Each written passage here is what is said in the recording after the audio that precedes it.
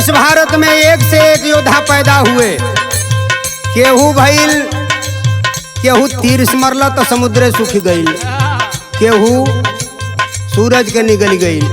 बड़े बड़े महारथी पैदा होत रहला ना भइलन, मगर जब बाबा साहब अंबेडकर जैसन डॉक्टर पैदा हुआ तो सारे देवी देवताओं की नसबंदी हो गई। न तीर से समुद्र सूखल, न केहू सूरज के घोंट पौलस। धन्य है बाबा साहब, यही लिए कहना है।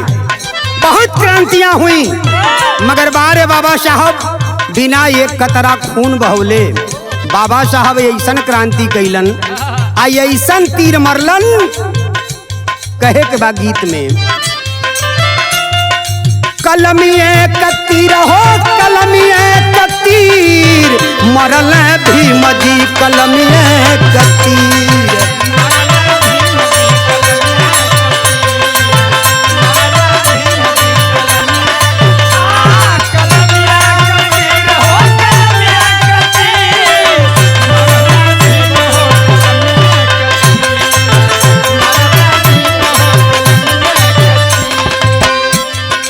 धन्य है बाबा साहब। साहित्य से सतिया बाबा कैल पढ़ैया, यार कैल पढ़ैया।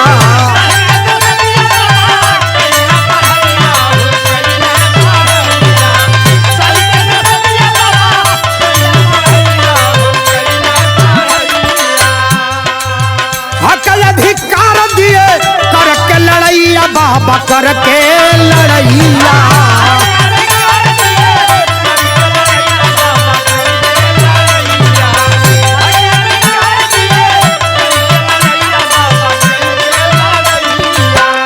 गौर करेंगे साथियों, कभी शिक्षा पे एक वर्ग का अधिकार हुआ करता था, राजपाठ में एक वर्ग का अधिकार हुआ करता था, हमें आपको पढ़ने तक का अधिकार नहीं था।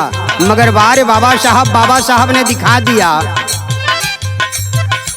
अरे शिक्षा नहीं कोई के, अरे शिक्षा नहीं कोई के बाप का जगीर, मरल साहब कलमिए कतीर, मरल साहब कलमिए कतीर।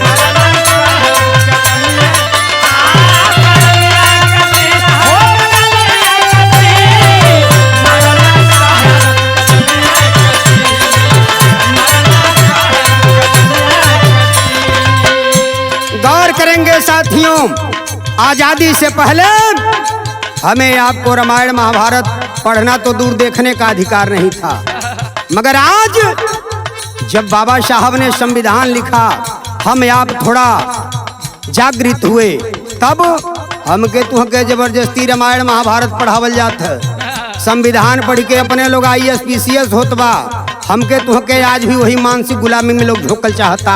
आगाह रहना है साथियों, मगर गीत की लाइन कह रही है, पढ़ लिख बाबा साहब लिखे संविधानमा, अरे लिखे संविधानमा।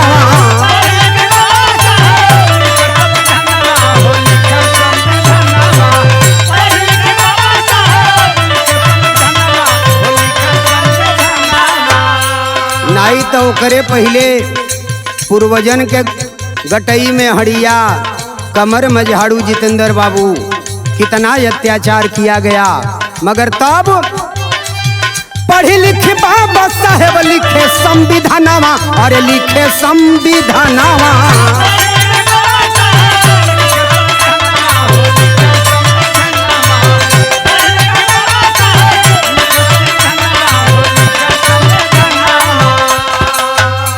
तब जाकर के हमें आपको समता समानता का अधिकार मिला। मगर शर्म आता है, कुछ अपने समाज के लोग ही बाबा साहब को न पढ़ने के बजाय जय जय श्री राम का नारा लगावता लोग। जय जय श्री राम का नारा लगवले हक अधिकार ना मिली, यही लिए कहिला हम, जानवर से हमको बनाए इंसानमा, बनाए इंसानमा।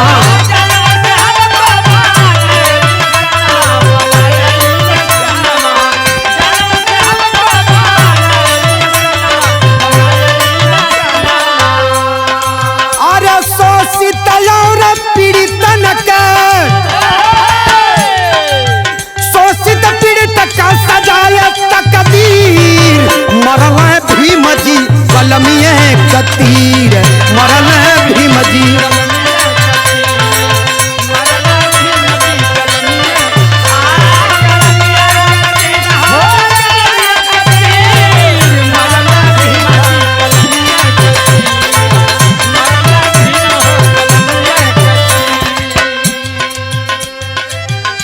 आज आरक्षण पे बड़ा लोग विरोध कर रहे हैं। किसी का दिया हुआ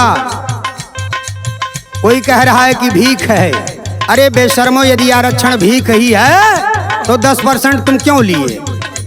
यदि आरक्षण ओबीसी एसटी एसटी को मिला है तो ये भीख नहीं है, ये हमारा हक है, हमारा अधिकार है। मगर आए बेशर्मो, जो 10% तुम लिए हो ये भीख जरूर है। कहना है शोषित पीड़ित को दिए हैं संरक्षण, बाबा दिए हैं संरक्षण।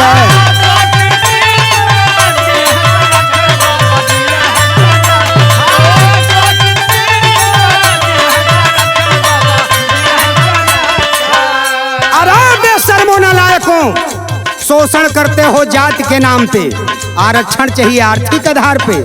शर्म करो। ये आरक्षण हमें आपको इसलिए मिला जो जातीय दंश की पीड़ा से दबाए गए थे, सताए गए थे। आरक्षण इसलिए दिया गया कि ये शोषित पीड़ित समाज की मुख्य धारा से जुड़ सके, इसलिए आरक्षण दिया गया था। और तुम आर्थिक आधार पे आरक्षण ले रहे हो। आरक्षण कोई गरीबी उन्मूलन कार्यक्रम नहीं है। यदि आरक्षण गरीबी के नाम पे लेना है तो सरकार से कहो कि एक मसौदा तैयार करे और गरीबों को आरक्षण दे। मगर ये आरक्षण जो है जातिगत आरक्षण बाबा साहब ने जो दिया, तो शोषित पीड़ित जो जिनका जातियों के नाम पे दमन किया गया, शोषण किया गया था, वो समाज की मुख्य धारा से जुड़े इसलिए दिया गया था। शोषित पीड़ित को दिए हैं आरक्षण, यार दिए हैं आरक्षण।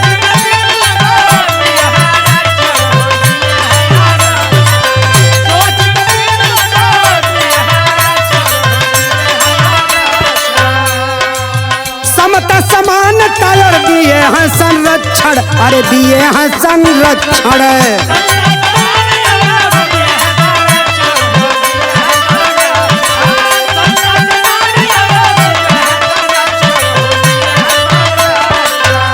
बाबा साहब द्वारा जो रचित संविधान है उसका मतलब ही है जो समानता का कानून प्रदान करे, अधिकार प्रदान करे, वही है संविधान। इसलिए कहना चाहता हूँ, यदि वो संविधान न होता तो आज भी हमें आपको मोहल्ला गांव का बहरे धनंजय भैया ठहरावल जात। मगर धन्य है बाबा साहब, आखिरी लाइन में कहना है, अरे बाघा बकरी पिए,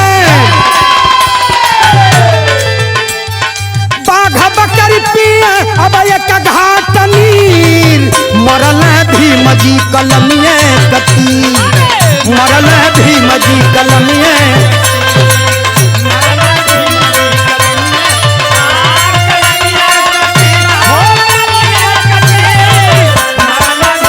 अरे जी भारत,